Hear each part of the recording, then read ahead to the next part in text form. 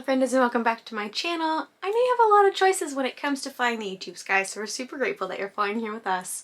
My name is Sasha and I will be assisting us through this journey today. Today we have week 3 of the Kaiju Otaku Ramen summer series, and I am very excited because it's kind of a mazeman sukemen hybrid situation with a noodle I have never had before. It's also tomato based. Tomatoes in summer are just like some of the most nostalgic things for me. A funny story that is totally on brand for me as a child and as an adult. My mom used to put tomatoes on the windowsill to ripen. I don't know if that's something all moms do, but my mom did that. And I would steal them and hide in the closet in the dark and eat them like apples. And my mom would just open the door and there I am on the floor next to the cat food eating a tomato. Yep. So anyway, it's tomatoey, it's exciting. I'll explain more in a second. But first, let me explain a little bit more about who this dish is based off of. It is based off of a character called Ultraman. He's not a monster, but an alien, which could be a monster, especially if you're afraid of aliens. I have a best friend that is afraid of aliens, so that is very possible. Ultraman is a red and silver man. They're from a planet that... Let me explain. They're from a planet that's a lot like Earth. They were genetically similar to Earth. Earthlings, aka humans. Apparently their sun went out, so they did something called a plasma spark, and it made them all aliens. I'm into it. Ultraman debuted in 1966 in 2 concurrently running TV shows, Ultra Q and Ultraman, self-titled. Gotta love it. My favorite thing about Ultraman is that the early Ultramen were literally men in shiny silver suits. And they're ill-fitting, but yeah. So, Ultraman was a crazy popular character and probably still is to this day. References are made to him in Asia like we make references to Superman here in the US, so that's pretty cool. And in the 1980s, he was one of the top 3 grossing figures, cartoon characters, in the world. So that's super cool, I guess, if you're Ultraman. Ultraman's relevance continues today. He's got a movie coming out in September called Ultraman Taiga, which apparently has 3 Ultramen in it. Apparently they're unable to be killed.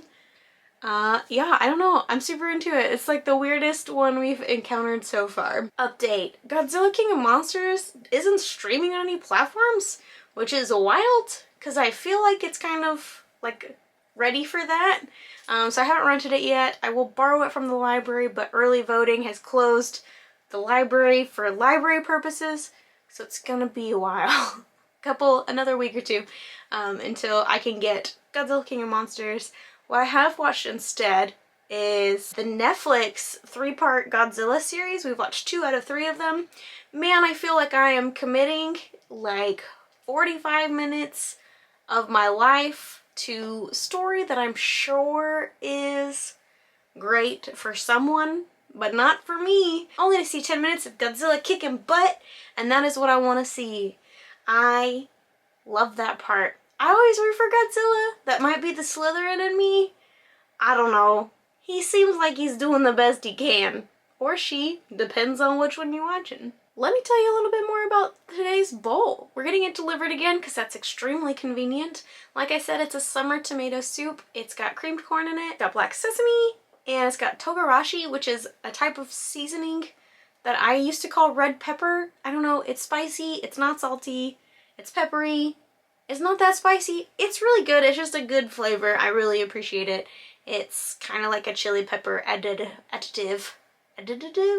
And it's really good on things like yakitori because it's like, it cuts the grease a little bit. I really enjoy it. It looks like there are some roasted tomatoes on top, also some kasu cucumbers. So excited about that. So kasu marinated chicken was on the first bowl. Flavors. And then it's also got a shisho leaf on it, which is the cutest thing. It's so quintessentially Japanese. Shisho is like a more bitter spinach. It's not even, I'll have to explain it when I eat it. But today we're meeting with our friends Justin and Danielle, and they're coming over to safely eat ramen in quarantine with us, and we're gonna get it delivered. So let's go wait for the delivery guy. I didn't have to sing that. So let's go wait for the delivery guy.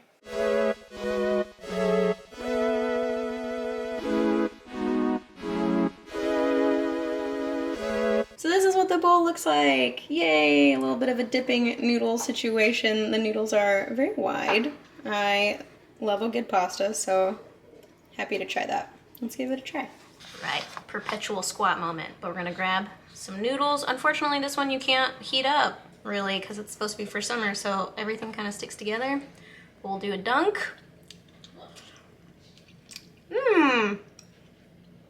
Not actually as tomatoey as I thought it was going to be. It's like a more rich flavor. And there's this in it. Okay, that's delicious. That's the cream corn. I found it. Eee. This is a really unique bowl. Let's try the tomato.